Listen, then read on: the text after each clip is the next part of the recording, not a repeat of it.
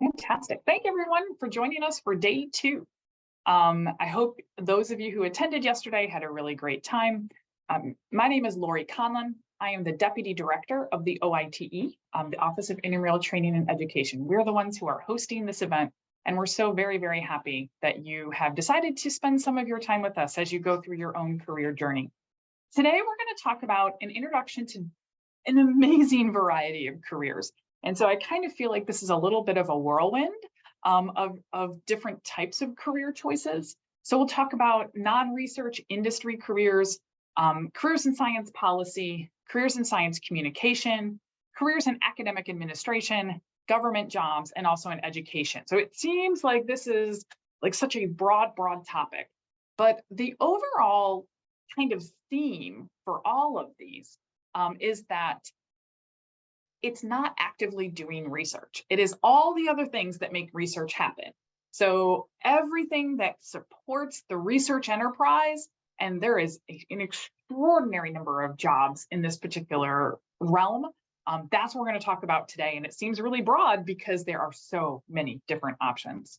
So just a quick reminder for you about the Whova platform. These slides are already on the Whova platform. There's a couple of really cool things here. I love the community boards. There's some really fun meetups. I'd really like to come to the one that's in the San Francisco Bay Area, but I'm not going to fly all the way across country for that. There's also a lot of boards like military spouses, Black scientists, scientists who believe in God, scientists with pets. So please participate in as many of the community boards as you find that are valuable for you. We're also at the messages function. If you find that you are missing out on a particular speaker because there's just too many choices today, you can directly message a speaker through the messaging function here, or you can email them directly if you can find their email. So feel free to use that. Email addresses for both participants, so you, and also of speakers are hidden in this Whova platform for your privacy and protection. So use the messages function to kind of connect with people. So our game plan today is to understand all these amazing options and amazing careers to support your love of science, right? So this is the non-research based awesome jobs that exist, like my job here at the OITE. We'll give you some tips to make sure you're a competitive candidate for all of these positions, some resources to kind of help you along this journey. And as I mentioned, these slides are already posted on that Whova platform. So we're going to go through this talk in the same order that things are listed in the Whova platform. And so we'll talk about government jobs and academic administration jobs first. So first, let's talk about government-based positions. So I'm specifically talking here for the US federal government. Now that said, if you are around the world, your federal government also likely has scientific STEM jobs. So I ask you to look at your own government to see what's available. Additionally, in the United States at least, there also was a lot of options for state government jobs. And so again, start Googling things around state government positions for folks like us. But here in the federal government, which is where I am, the National Institutes of Health is a federal government agency. All the branches of the government and all agencies have scientists.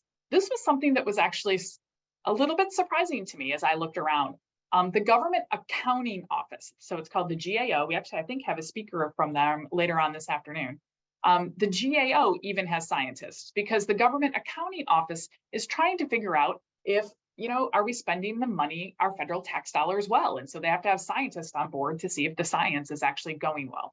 But all agencies. So my graduating class from when I finished my PhD, we have folks here at the NIH. There's 2 or 3 of us here at the NIH, both as active scientists and also as grants administration, and then myself in academic administration. We had folks go to the FBI. We had folks go into the military as officers. We had 2 people go into be an officer. We have 1 person over at the FDA. So we have folks in the government all over the place with scientific background. Now, there's different types of positions in the federal federal government, both federal-based positions and contractors. And I have a lot more information on this video if you'd like to watch that later on all the different types of government jobs and how to get through usajobs.gov. I do need to point out that federal positions often have citizenship requirements. So you must be a citizen of the US government in order to take a federal position with the US federal government. Sometimes contractors have a little bit less, but these definitely have citizenship requirements. So you may want to spend your time accordingly at the rest of the day. You don't have citizenship, you may not want to go to some of the federal government slots. We also have a lot of blog posts about federal government positions. And most of the positions for the US federal government that are government-based positions are listed at usajobs.gov.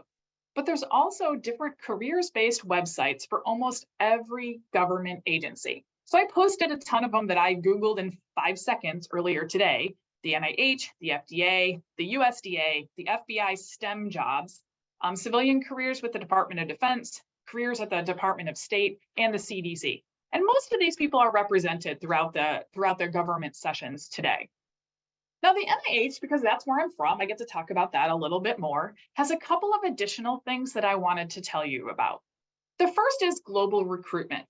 NIH does these global recruitment units that hire a whole bunch of health science administrators. That is the type of position that most people apply for if they want to go into the grants side of the house, either a program officer or a scientific review officers. These global recruitments can hire up to hundreds of people all at once. The announcements will open for this particular next global recruitment from May 15th to May 24th, and you should look at usajobs.gov for when to apply. And then there's lots of information on the NIH HR about these global recruitments if you'd like to look into this a little bit harder. I also would be remiss if I didn't talk to you more about intramural positions, which are more research-based positions. Yes, we covered those yesterday, where we had staff scientists come and Statman investigators and tenure tracks and faculty here at the NIH. But I just want to make sure that you know that we have a robust scientific enterprise here at the NIH, and you can come and train here. For example, we'll do postdoc recruiting tomorrow as part of the Career Symposium from 3 to 4:30. So check all the links in Whova. There is a really nice website specifically for intramural research jobs that are either research or clinical based, and you can look at those.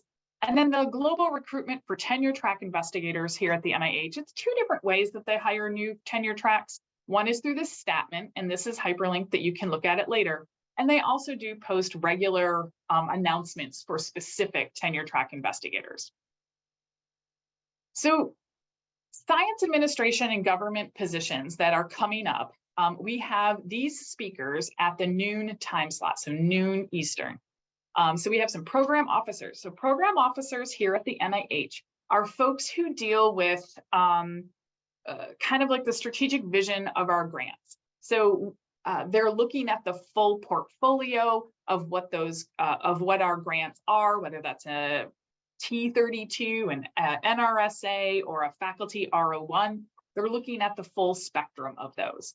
They're looking at the scientific landscape to see where should the NIH add or decrease funding. They're looking to talk directly with the investigators about their science and how the NIH can help them fund that. They're going to scientific meetings to look at the hottest, coolest, newest science. And they're thinking about how to make sure that the NIH is not missing something in our funding patterns. So the various program officers that are coming are listed here, and they're in all different types of institutes and centers here at the NIH, whether that's from the National Cancer Institute, the National Institute of Allergy and Infectious Diseases, the Office of the Director, etc. Now here at the NIH, we split that strategic vision of grants and the scientific review into 2 separate teams. So we also have some of these folks who do scientific review. So the 3 panelists here who do NIH scientific review, their job is to take 50 to 60 grants, gather up that review panel of scientists from across the country, and manage that review from the point of which you're sending out the applications to writing up all the reviews that go back out to the investigators. Scientific review has to know the entire field of science to make sure that we're getting the best reviewers. They have to go to scientific conferences to make sure that we're not missing anybody. And they really are the wheels behind making sure that the grant process here at the NIH works. We also have people today coming from the FDA. The Food and Drug Administration is really, where we're thinking about drugs or vaccines or food, animal food devices, all those things. So we have 4 or 5 speakers coming from the FDA who will talk about their process of being a scientific reviewer. So the point of which that comes in, that new drug application comes in, how they review it at the FDA, and then how they make decisions. The FDA is really interesting because folks who do scientific review at the FDA are really team focused, because there has to be lots of different people on that, for example, drug, to decide whether that is an effective use and whether we should, as the federal government, approve that for use. So you need biochemists, toxicologists, clinicians, chemists, all kinds of different people, and they all sit on these review panels to make sure that the science is sound from everybody's perspective. And then Lieutenant Commander Jonathan Leshin is coming in as well from the Public Health Service. He actually works at the FDA, but today he'll be talking about the Public Health Service, which is one of the uniformed officer corps. That is not necessarily Department of Defense, but it is uniformed, and he'll be talking about that. They often will deploy to disasters within the United States, and they really are a fantastic way to kind of serve your country. So that's where we're going to look at government-based careers. But adjacent to government-based careers are nonprofit careers. Actually, my first job after I finished my postdoc was in a nonprofit. I loved being in a nonprofit. It was a lot of fun. It's very different from being in the federal government. Nonprofits tend to be very small staffed and everybody does a little bit of everything. Nonprofit careers are great because there are so many out there. And when you're thinking about understanding the different types of nonprofits, there's really 2 separate kinds. There's the nonprofits for science. So I worked at the New York Academy of Sciences, for example, and that was really a for science type of place. We were thinking about how to disseminate scientific information and gather scientists all in one space. Other types of nonprofits that exist for science are things like the AACR, the American Association of Cancer Research, the American Association of Immunology, neuroscience, the Society for Neuroscience, the Society for Biophysics, etc. So it's usually, when you think about the nonprofits for science, it's very likely the ones that you belong to in order to go to their meetings. The other side of nonprofits are nonprofits that are specific for a disease or specific for a cause. Think about like the American Cancer Society or the American Stroke Foundation, et cetera. Like they're really for a disease or for a cause. And they actually do hire a lot of scientists as well. The types of things that you would do as a scientist in these nonprofit places are things such as programs and projects. So running programs, running projects, doing scientific policy, things like that. There's also meetings. So all of those people who are running the AACR and Society for Neuroscience and American Society for Microbiology, et cetera, they are out there. Maybe the program and project is more something where if it's a disease or a cause-based nonprofit, they're trying to take the recent scientific information, like my friend who works for the Multiple Sclerosis Society. He takes the most interesting new information and distills it down so that the normal human, right, the normal people who don't have the scientific background that we do can understand the science that we're doing. The other part that a lot of folks do in nonprofit is manage grants.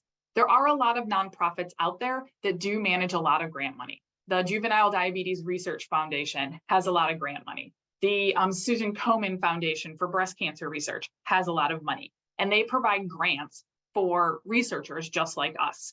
So in a nonprofit, the difference is that it's one person who's basically the program officer and the scientific review officer. So it's usually just one person who does the entire management of that portfolio. I think if you're considering a nonprofit career, you really do have to think about where does the money come from and how stable is the money stream? Does it come from membership? Does it come from events? Many nonprofits make the majority of their money for the year from their annual meetings. How much philanthropy do they get? And what kind of philanthropy is that? And do they have any investments? And how stable are those investments? A great hack in order to look for nonprofit-based careers is to look at this guidestar.org. Guidestar.org was actually built for people like me who want to give money to a particular organization. But what GuideStar does is tells you what is the health of that organization. Where are they spending their money? How much are they spending on the top people, etc. But it's a great way because you can go to guidestar.org and type in science or your favorite disease or your favorite type of scientific discipline. And guidestar.org can help you find all of those different nonprofits that exist within that sphere.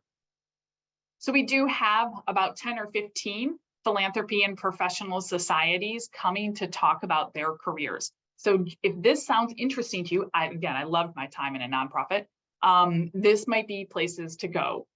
These are also good because sometimes nonprofits have different visa systems than the government. And so sometimes if you need visas, this could be the type of position that might be open for you. Not all nonprofits will sponsor visas, but they have a different slot of visas than if they were an industry or government type of place. Let's move on a little bit to academic administration, the last part of the noon session. Now, these are all the people that make science go around at any academic institution. And there are so many places within the academic enterprise that folks with science degrees can participate, whether that is in a grad student office, an undergraduate office, a postdoc office. Doing faculty development, there's a really big push right now to increase faculty development above and beyond just getting better grants. Program management, a good example of that was when my husband and I were at Columbia. He was at Columbia, I was at a nonprofit. When he was at Columbia, his group was part of this multi-institution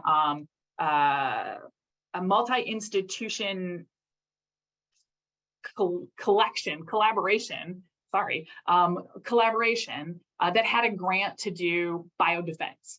And they had one person who managed that grant across all these different institutions to make sure that they were getting in all of their documents on time, that they had annual meetings, that they were having collaborative calls, etc. There also is some things for grants and sponsored projects, so ways to help investigators get more money. We actually have a couple of speakers coming today for that. One of them is my lab mate from when I was at graduate school. There's also tech transfer in academic administration. So when all of these scientists are making inventions, somebody needs to make sure that they get patented and sold. So that's through the tech transfer office. There's also some things with strategic directions. We have someone coming today that's going to talk about, how does the university build itself? How does the university think about perhaps hiring new faculty that fit particular scientific disciplines, et cetera. And also a growing and ever needed commitment to diversity and scientific diversity and making sure. So for example, the current vice provost of Michigan State University actually has a PhD in biochemistry, and he has switched into that field to really think about long-term diversity in the academic population. It really is, this type of job really uses your scientific training to help others succeed in science. This is me. I find it the most fulfilling job that I could ever possibly have. And these are the folks who are coming to talk to you. So we have a whole section on technology transfer, both in academics and also Laura's here at the NIH. We have careers in biosafety. I didn't mention that in the earlier slide, but like, how do we make sure that radiation safety is taken care of and all the other things that happen in typical biosafety office. Rocio and Lori are going to come and talk about grants, helping folks within your institution get better grants. Academic support for program managers and research and computing data. So if you're thinking about helping universities really think about long-term computing, that's Patrick Clemens. Zoe is the associate dean or something like that of faculty development at Harvard. Eric really thinks about long-term strategy. sorry, I don't know what YIELD does, but they're doing some really amazing things. And then there is undergraduate, graduate, and postdoc offices. So all of these folks are my good friends who run postdoc offices or graduate programs throughout the country. They also have all been told that if you hop in their room, not only are they to talk about their job, but you can ask them any other question about the variety of academic support positions that exist at their institution. So they can be very, very broad. So if you end up in a room that's too big and you want to go find one, perhaps it's a little smaller, hop into one of their rooms. They're all super good professionals of knowing what the landscape, the full landscape looks like. So when I think about these government careers, these nonprofit careers, and these academic administration careers, what do you need to do to be prepared? My biggest thing is you need to be involved. Get involved in your postdoc association, your grad student council, professional societies. You know, almost every professional society nowadays has an offshoot specifically for graduate student and postdocs, and so get involved in those. Volunteer in an office. For example, if you want to work in technology transfer, look up the tech transfer office that exists at your institution and ask them if they need some help, and go and get a little of work-based experience in those types of offices. Regardless of any of these jobs, I think one of the biggest things you can do is make sure that you build up your writing skills, your email communications, making sure your tone is appropriate, making sure that you can write things for lots of different types of audiences. So you could get involved, like if your department that you work in publishes a newsletter, volunteer to write for that. Or maybe it's not your department, maybe it's the college, or maybe it's the university. Go volunteer to gain a couple little bit of additional writing experiences. And then in many of these, there's a lot of appropriate coursework you can take, whether that's through Coursera or other types of institutions. So there are whole courses on the tech transfer process or the regulatory affairs process, so the FDA stuff, and also an understanding of business. Understanding business would help with tech transfer in particular. We have a lot of videos on these for our website.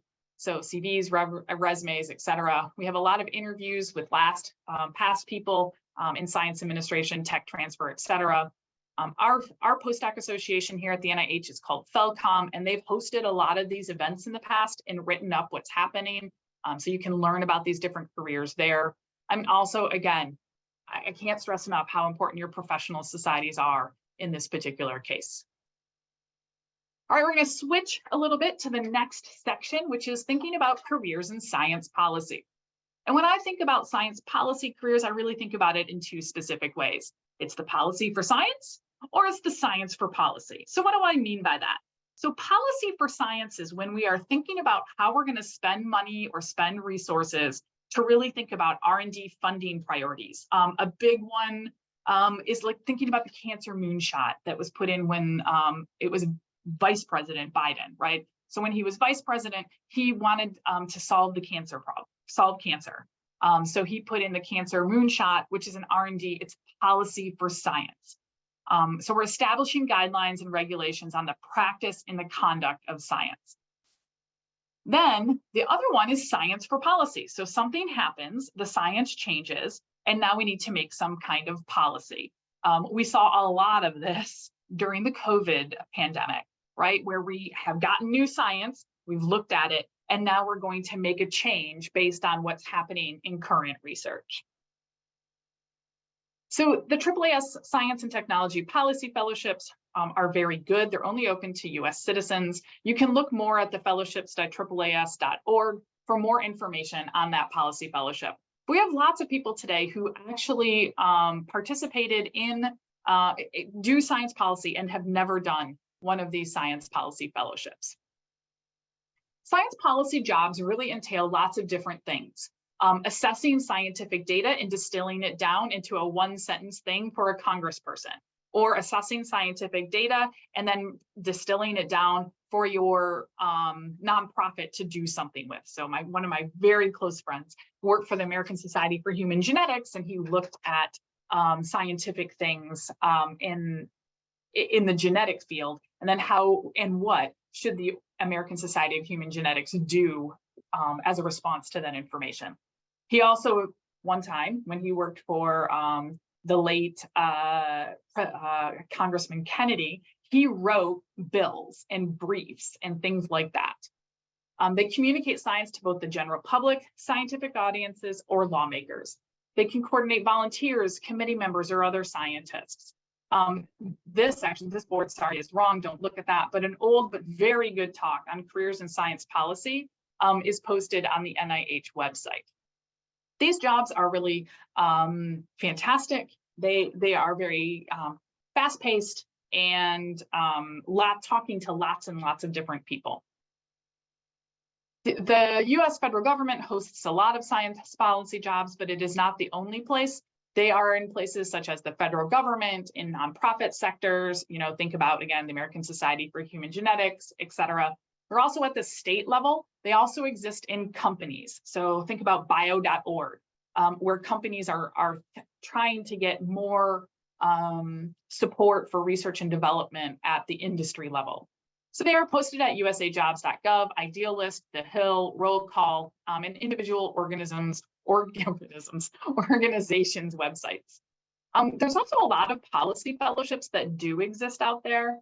The best compilation of science policy fellowships was actually developed by the National Human Resources, NHGRI, and that is linked. So they will first talk about their own on this website, and if you scroll all the way down towards the bottom, they have an amazing list of other science policy fellowships.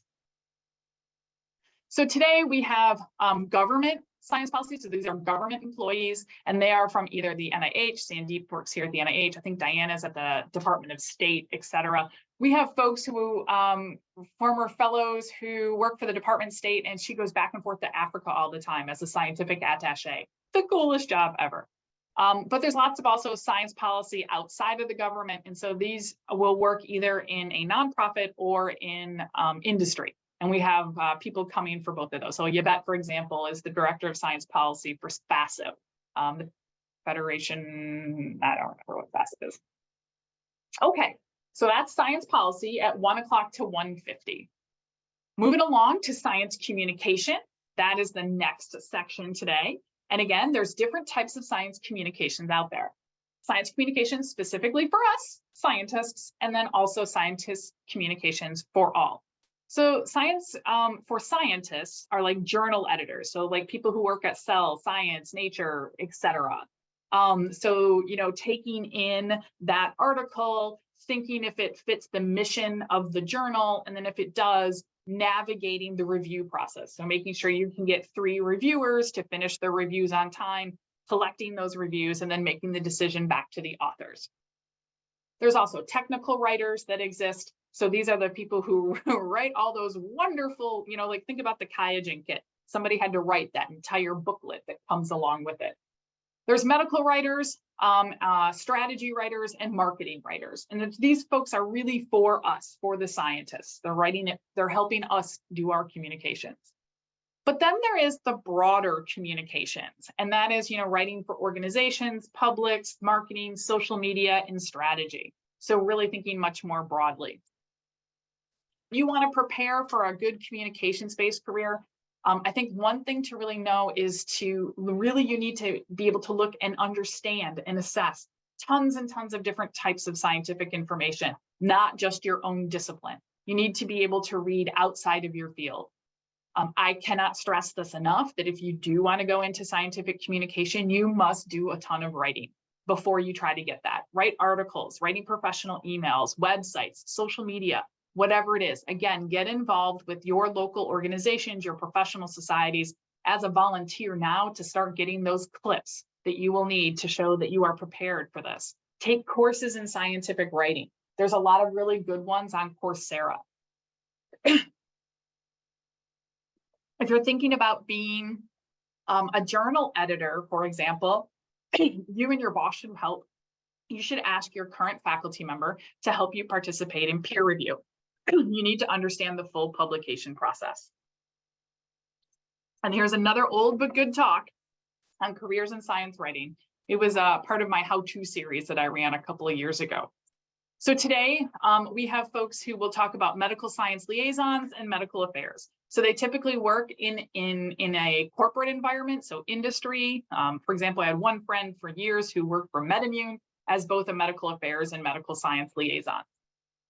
Medical technical writing, again, is much more technical side than medical science liaisons, which typically we'll translate the science that is done at that company to like physicians, so they know whether or not this is going to help their patients. That's one thing that medical science liaisons often do.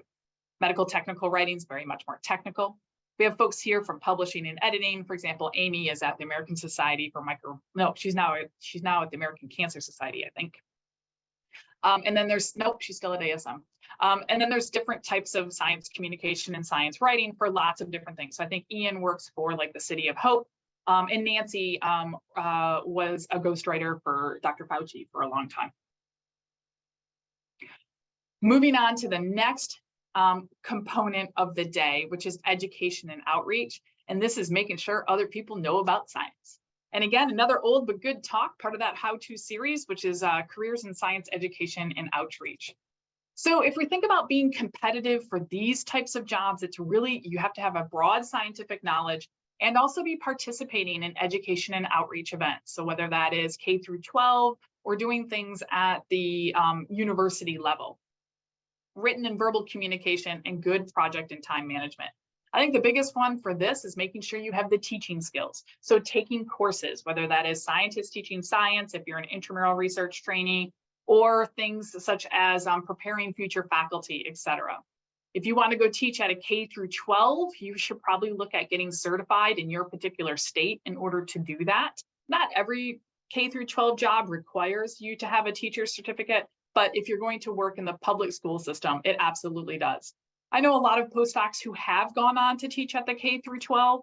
You know, they go to both private and public institutions, and they really do enjoy helping that next generation of scientists. So academics, about 58% will be in science and education and outreach jobs. 58% are in academics, whether that's K through 16. So this is, you know, kindergarten all through undergraduates. We do have some that work at zoos and museums. So think about a science museum. They have folks on staff who have PhDs who can help them build those displays, think about where there are gaps in their science, et cetera. Like, for example, a good friend of ours here at the NIH went to work for the Smithsonian to create the new genome project that they had. I've had friends who've gone and worked to zoos. Industry actually does do science education and outreach. It's not a very large portion. It's about 14%. Industry jobs are things such as Pfizer, for example, has an outreach division, whether that means they're going to help coordinate science fairs, they're going to put their scientists in the classroom to talk about science, or support via grants, K through 12 education. That's a lot what industry does, is have grants for different organizations. Extension, that is typically run through the U.S. The state extension office. So these are folks that typically you think about in farming and gardening and things like that, but they do hire scientists as well to think about building the scientific knowledge of the general population. In government, most of our science and education and outreach is either at the Smithsonian or the National Science Foundation or through NASA. Those are the ones I think who currently run most of the science and education. And that could be developing programs, or it could be funding programs, so running grant portfolios. There are nonprofits. For example, there's a lot of people today coming from BioBus, which is this phenomenal thing. It's in New York City. I'd drive a bus around and teach people science. It's amazing. So a lot of things come out of that nonprofit, which also kind of feeds into this entrepreneurial type of thing. So we have people coming today who are lecturers, teaching professors, community college, et cetera. So for example, Tim is a lecturer at a medical school in Michigan. Suman is just done amazing things to work at a community college. And the rest of these folks you can look at in the Whova platform. In public outreach, we have people coming from Rockefeller who do public outreach from a university level. We also have tons of people like Ben coming from that BioBus that I mentioned. We're going to switch then to the last part of the day. Like I said, this seems like such a broad option. It's because there are just so many options supporting science. The non-research careers in industry. So now we're going to move into like the business side of science. This is the last part of today. These are things such as field application scientists, medical science liaisons. We put them in communication to split it up a little bit. Strategy and consultants, medical affairs and communication, regulatory affairs, because somebody has to write those proposals for the FDA. So somebody on the company needs to do that. So there's just so many different types of positions. It just continues. There's business development. This is kind of like tech transfer, but on the other side, where you're really thinking about combining scientific and business knowledge. One of the things business development does that's really cool is they try to identify and build deals that think about the company's strategy, whether that's selling off components of the company or whether that is buying different buying other companies in order to build the company's portfolio. There also is program and operations management, so program managers. These folks ensure that projects get done on time, under budget, and under-resourced. And it really is a lot of cross-functional teamwork with an understanding of science. And there's also a lot of patents tech transfer work, whether that is helping the intellectual property of inventors and businesses. And this is everybody from attorneys that are coming today, tech transfer people that are coming today, and the USPTO, which is a government organization that will finish up all of that patenting type of thing. This is really a whirlwind, and I don't have enough time in this one particular talk to talk about all of those. So I want to make sure that you see these two different types of talks. The first is understanding the types of companies that hire R&D, hire scientists. And the other one is another overview talk in how to apply for these positions. So what does a resume look like? How do you network into these jobs, et cetera? When I think about really being competitive for these types of positions, I really know you need to communicate your successes in research, right? That's the biggest thing here. It's not just, telling them, well, I study group 2 introns. Well, why? Why do you study group 2 introns? Well, I study group 2 introns to really understand how little pieces of DNA can pick themselves up and insert themselves into new locations.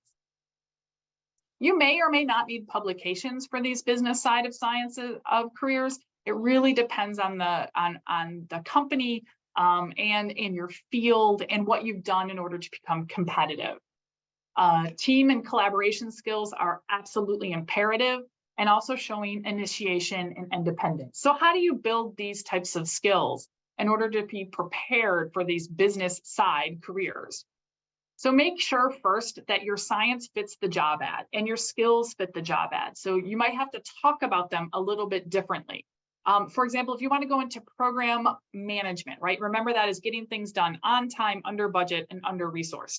So you're going to talk about how you developed a new collaboration to complete a project within 6 months that saved the organization $3,000 and published within blah, blah, blah.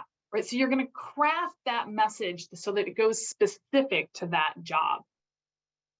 If you are thinking about an industry position, you really need to understand how industry works. So go and make sure you know how a drug gets to market. Read some of the books that are out there. You need great team and collaboration skills for these. So that means leading a collaboration and serving on committees. Go and participate in your postdoc office. Participate in your graduate student council. Gain some management skills by supervising younger trainees. And being able to discuss how you sold your PI on a new idea or your faculty member on a new idea. So how did you convince them that this technique was going to be better than that technique or something like that? And I can never stress this enough. For all the jobs that we're talking about today, that practicing your writing skills, especially your non-technical writing skills, will serve you very, very well. So today we have these folks in the 3 o'clock sector, business development, which is Ernesto, and things like that. These are the folks who kind of think about deals. If you really love deals and you love talking to people, this is great.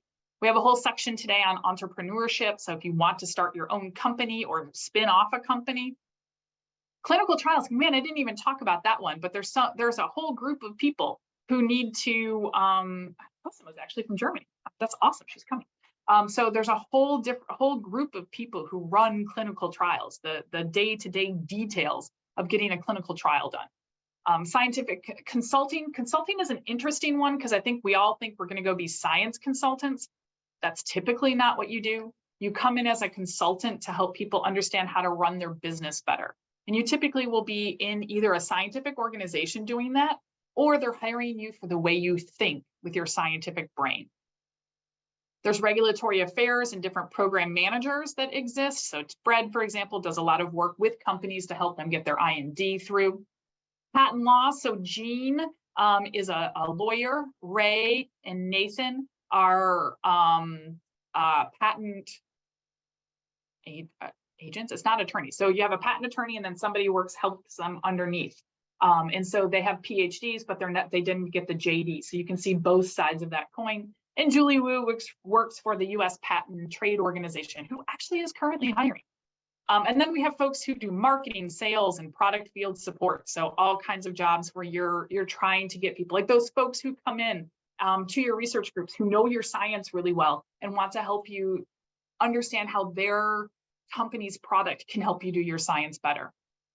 I have a couple of honorable mentions: manufacturing, processes, quality, and finance. We don't have anybody today for finance, I don't think so. But if you want to talk about finance-based jobs where there's every single investment company hires scientists because they have to understand if the science is good enough to put their money in. If you're interested in talking about finance, I would recommend going to talk to Ernesto or Eric Vieira, who's coming in the academic administration. He did that before he went back to academic administration.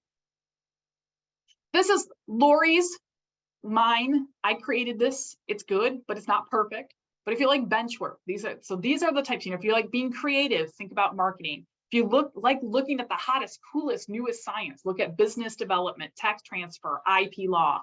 If you're thinking about writing or speaking, medical science liaison, sales, technical, there are just so many jobs that exist. One of the hardest part is figuring out what works and what doesn't for you. There's 2 good books for there. This is old. I wish they would redo these. But Career Opportunities in Biotech and Drug Development by Toby Friedman is pretty good. As we wrap up, you can start putting your questions in the Q&A. I have,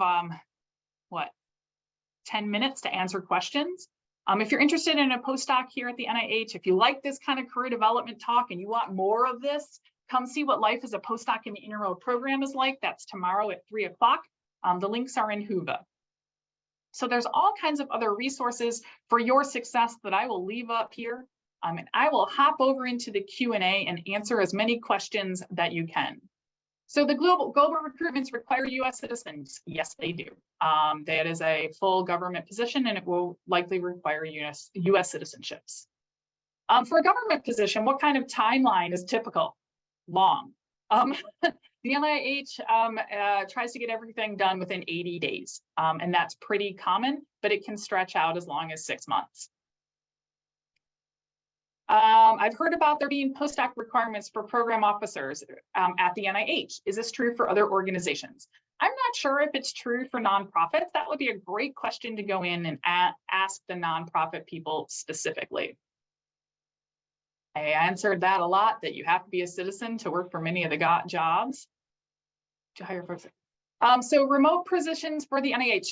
The NIH is now posting positions that are remote, and you can see those at usajobs.gov. I know the US Patent and Trade Organization, the USPTO, almost is entirely % remote, and the FDA has remote jobs as well. I don't know about any internships at FDA or DoD. You'd have to Google those, I'm sorry. One place you could look, there's 2 types of places you can look. One is called ORISE, O-R-I-S-E. That's the one. And then for Department of Defense, many of them are run out of the National Academy of Sciences, but I don't have any more information than that. Are PhDs overqualified for program administrations and managers roles? Not necessarily.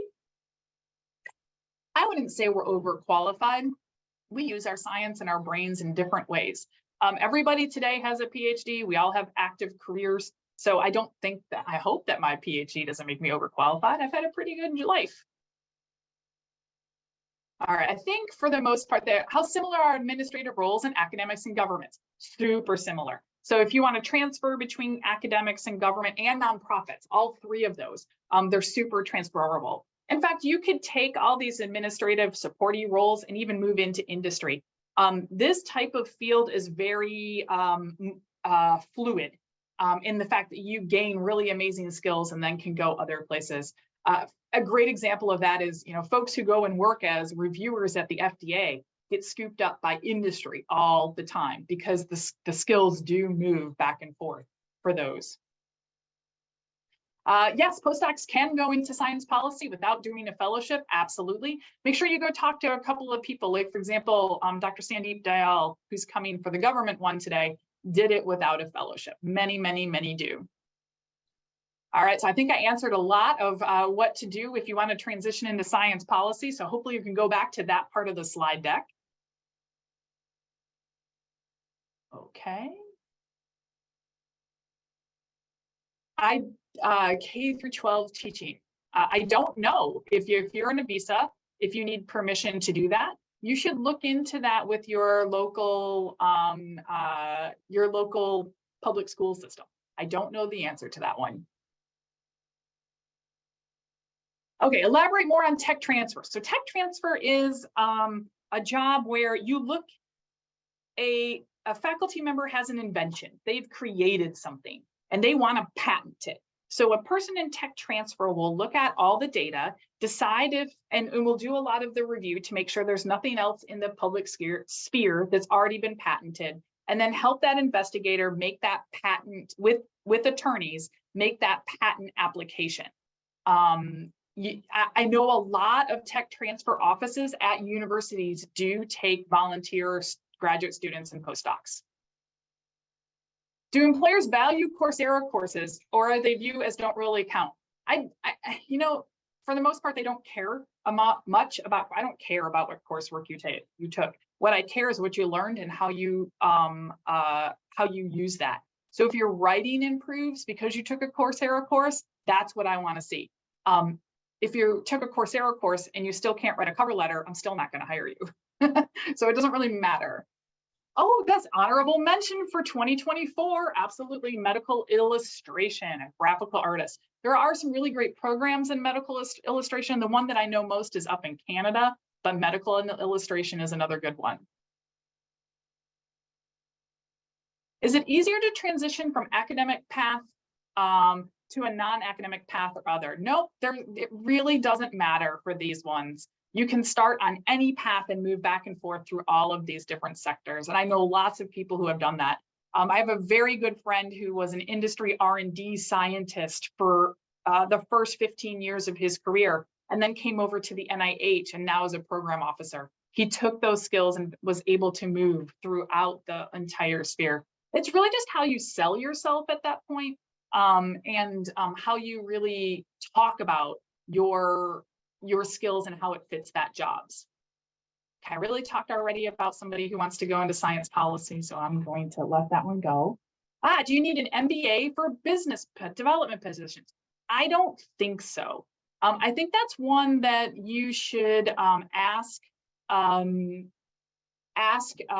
business development people today. I think most of them will tell you do not get an MBA before you have industry experience. A, let the company pay for your MBA. And second, if we don't have any industry experience, now you're doubly degreed and you still have no experience in industry. So it's a great question to ask all those people today who are coming as speakers.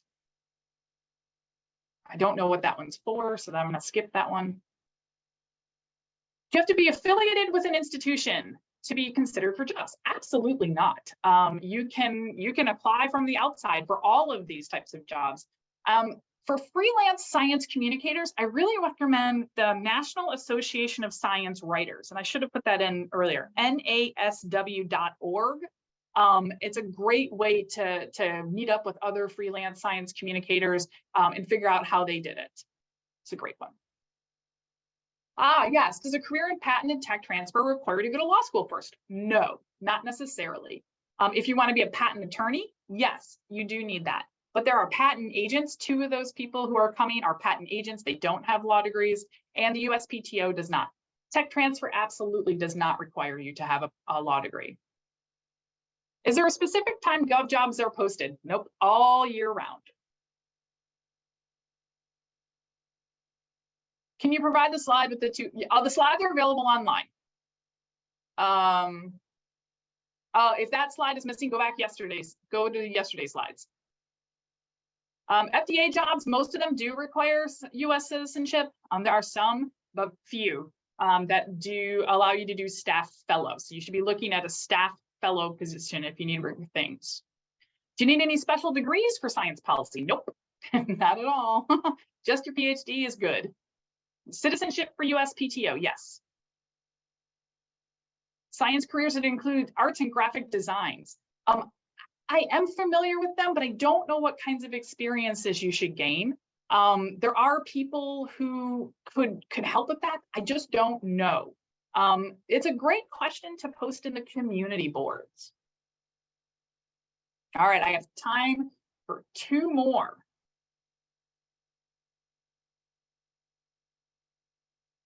This is great. What's the difference between a lecturer versus teaching faculty? Nothing. They are just called different things at different institutions. That's a great question. Can STEM PhD holders go into public health careers at the CDC? Yes. They were here yesterday, but you should look in the Whova platform and connect directly with those speakers. All right, so that is all I have time for today. We'll take the rest of these questions and we will post them in the Whova platform when I get a chance. It probably won't be till Thursday.